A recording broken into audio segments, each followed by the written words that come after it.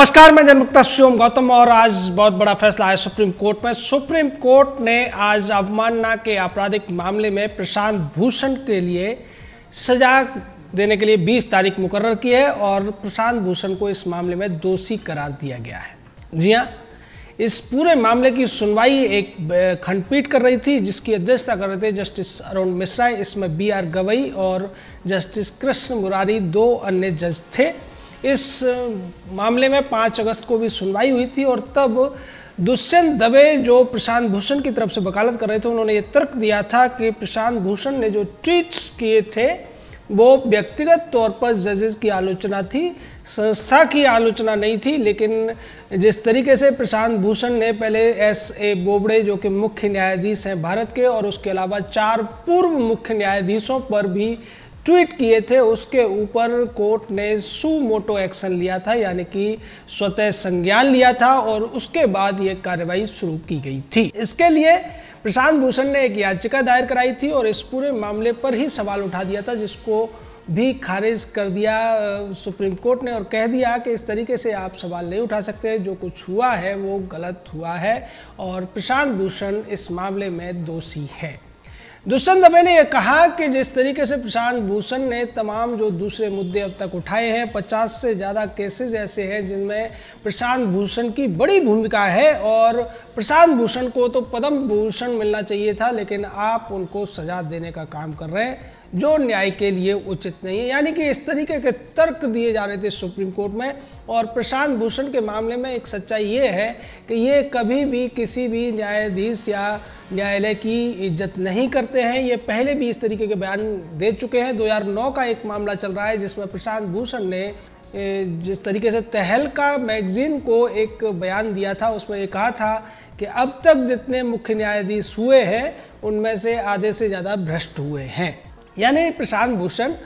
वकील हैं, लेकिन वकील के बावजूद वो फैसला सुनाने का काम करते हैं और उन्होंने जिस तरीके से फैसला सुनाया कि अब तक के 8 मुख्य न्यायाधीश भ्रष्ट रहे हैं, उसको लेकर भी एक न्याय अवमानना का मामला उनके खिलाफ चल रहा है और इस मामले में अभी सुनवाई चलती रहेगी। वर्तमान जो मामला है ये 22 जुलाई को उन्होंने एक ट्वीट किया था। दरअसल भारत के मुख्य न्यायाधीश शरद अरविंद बोबड़े एक हार्ली डेविडसन मोटरसाइकिल पर बैठकर उन्होंने एक फ़ोटो ट्वीट कर दिया था और उसको लेकर टिप्पणी की थी प्रशांत भूषण ने और ये कह दिया था कि देखिए किस तरीके से मुख्य न्यायाधीश छुट्टियां मना रहे हैं, जबकि 3 महीने से सुप्रीम कोर्ट का कामकाज नहीं चल रहा है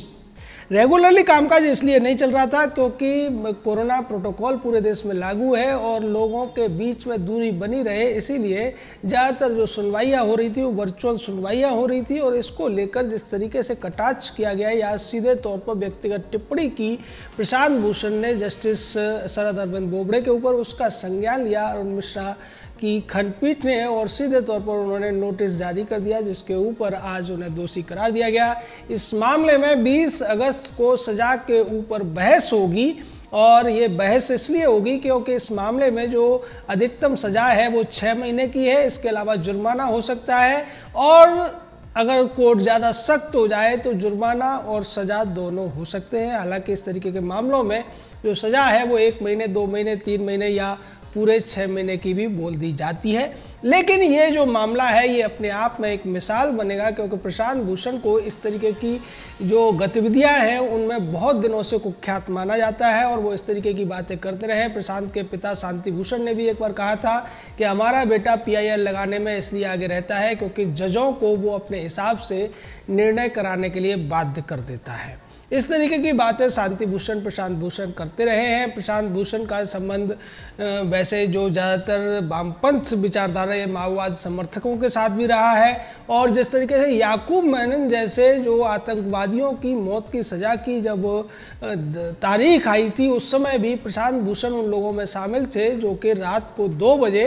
कोर्ट का दरवाज़ा खुलवाने के लिए पहुँच गए थे। यानी कि इन लोगों के लिए आतंकवादियों को भी मृत्युदंड देना गलत है और दूसरी तरफ ये तमाम ऐसी बातें करते हैं जो समाज और संविधान के अनुरूप नहीं है। प्रशांत भूषण वो व्यक्ति है जिन्होंने एक बार कहा था कि जम्मू कश्मीर की समस्या को सुलझाना है तो वहाँ पर रेफरेंडम करा देना चाहिए। यानी कि आज जो जम्मू कश्मीर और लद्दाख भारत के अभिन्न हिस्से बन चुके हैं, अगर प्रशांत की बात मान ली होती तो वो भारत से अलग हो गए होते। प्रशांत भूषण अलगाववादियों के भी समर्थक रहे, माओवादियों के समर्थक रहे और साथ ही साथ आतंकवादियों को लेकर भी वो हमेशा विभक्ति की बात करते रहे हैं। नक्सलियों के समर्थक ये रहे हैं और देश में अलग तरीके का विधान ये चलाना चाहते हैं और इसकी वजह से इनकी हमेशा आलोचना भी होती रहती है। और एक बार तो कुछ युवकों के दल ने इनको इनके ऑफिस में पकड़कर बहुत बुरी तरह से पीट दिया था। टाइम्स नाउ का एक पत्रकार उनका उस समय एक लाइव इंटरव्यू ले रहा था और उसी दौरान रविंदर नाम के एक होनहार और बलिष्ठ युवक ने प्रशांत भूषण को गिरा गिरा के लात, घूंसों और जूतों से खूब सारी पिटाई की थी। बाद में प्रशांत भूषण के जब कर्मचारी आ गए, जूनियर्स आ गए, तो उन्होंने रविंदर को पकड़ लिया था और रविंदर की भी पिटाई कर दी थी। यानी कि जो प्रशांत भूषण ये कह रहे थे कि मैं शांति का पुजारी हूँ, वो अशांति के एक बहुत बड़े पैरोकार के तौर पर उस युवक को पीटते हुए नजर आए थे। हालांकि ये अलग मामला था, ऐसा नहीं होना चाहिए था, पर पिटाई इनकी हो चुकी है।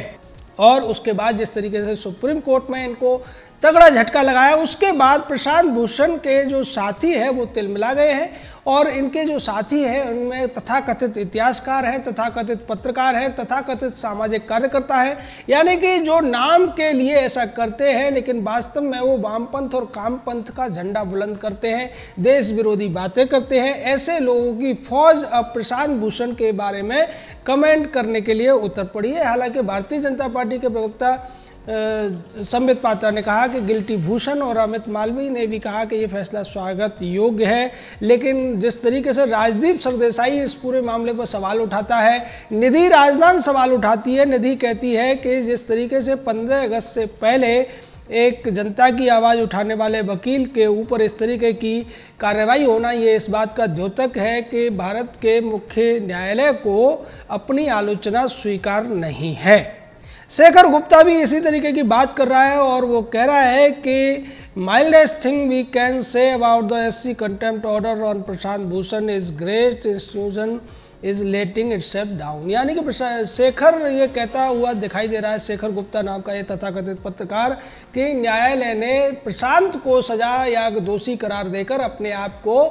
कमतर किया है। यानी कि वो अपने जो स्थान है उससे अब लोगों की नज़रों में गिरे हैं। इस तरीके की बातें करते हुए शेखर गुप्ता जैसे लोग इसीलिए आपको दिखाई देते हैं क्योंकि इन लोगों के केस लड़ने के लिए प्रशांत भूषण हर समय तैयार रहता था और अब इन्हें अगर लगता है कि अगर प्रशांत को ही सजा हो गई तो फिर ये जिस तरीके से प्रधानमंत्री की आलोचना करते हैं, न्यायाधीशों की आलोचना करते हैं, कानून पर सवाल उठाते हैं और तमाम भारतीय संस्कृति से लेकर हर उस बात पर सवाल उठाते हैं जिसके साथ भारतीय लोगों की अस्मिता जुड़ी हुई है, तो फिर इनकी पैरोकारी कौन करेगा। यही वजह है कि चाहे शेखर गुप्ता हो या निधि राजदान, राजदीप सरदेसाई जैसे लोग हों या फिर रामचंद्र गुहा जैसे लोग हों, ये सभी के सभी प्रशांत भूषण के लिए फील्डिंग करते हुए आपको दिखाई दे जाएंगे। लेकिन एक जो तटस्थ वर्ग है, जो लोग कानून की जानकारी रखते हैं, कानून की समझ रखते हैं, वो जरूर मानते हैं कि प्रशांत भूषण जैसे लोगों को जो कि गाहे बगाए इस तरीके की हरकतों में इन्वॉल्व रहते हैं और कोर्ट या मुख्य न्यायाधीश को भी कभी कुछ नहीं समझते हैं और उनको हमेशा आलोचना ही नहीं बल्कि उनकी बुराई करते रहते हैं। आलोचना तो तब होती है कि आप तथ्यों के आधार पर किसी बात में कमियां निकालें, लेकिन ये जो बुराई करने वाले लोग हैं, गाली गलौज करने वाले लोग हैं, ये सिर्फ इसलिए ऐसा करते हैं क्योंकि आपने उनके मनमाफिक फैसला नहीं दिया होता है। दरअसल शरद अरविंद बोबड़े से इस बात से भी प्रशांत भूषण नाराज था क्योंकि जिस तरीके से राम मंदिर पर फैसला आया था उसके बाद उस पीठ में जस्टिस रंजन गोगोई थे जो रिटायर हो चुके और उनके बाद में शरद अरविंद बोबड़े मुख्य न्यायाधीश बने। जस्टिस रंजन गोगोई के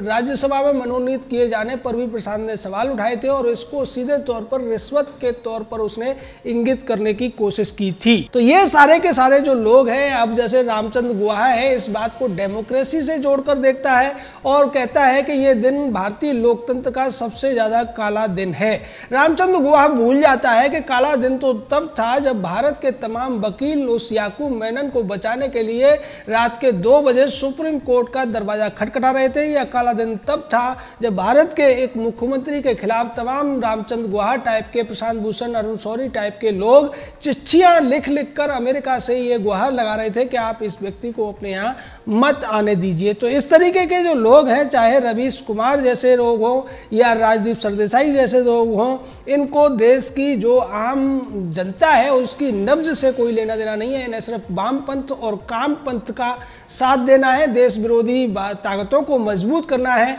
और देश के विरोध में जो लोग बोलते हैं उनके पक्ष में खड़ा होना है। निधि राजदान हो, राजदीप सरदेसाई हो, रवीश कुमार हो, ये कन्हैया कुमार के साथ खड़े होते हुए दिखाई देते हैं या उन लोगों के साथ दिखाई देते हैं जो सीआरपीएफ के जवानों के मौत पर जश्न मनाते हैं। और प्रशांत भूषण भी उन्हीं में से एक व्यक्ति है जो इस तरीके की घटनाओं के बाद में न्यायिक प्रक्रिया पर सवाल उठा देता है या फिर न्यायालय को ही कटघरे में खड़ा कर देता है। और तो और इसकी हिम्मत देखिए कि ये पूर्व के 8 मुख्य न्यायाधीशों को भी भ्रष्ट बता देता है और उसके बाद खुलेआम घूमता है। इसका हौसला बढ़ता जाता है। लेकिन आज जो फैसला आया है, जिस तरीके से इसको दोषी करार दिया गया है, उसके बाद ये निश्चित है कि प्रशांत भूषण और उसी के जैसे तमाम लोगों को कुछ तो कानून का भय दिखेगा,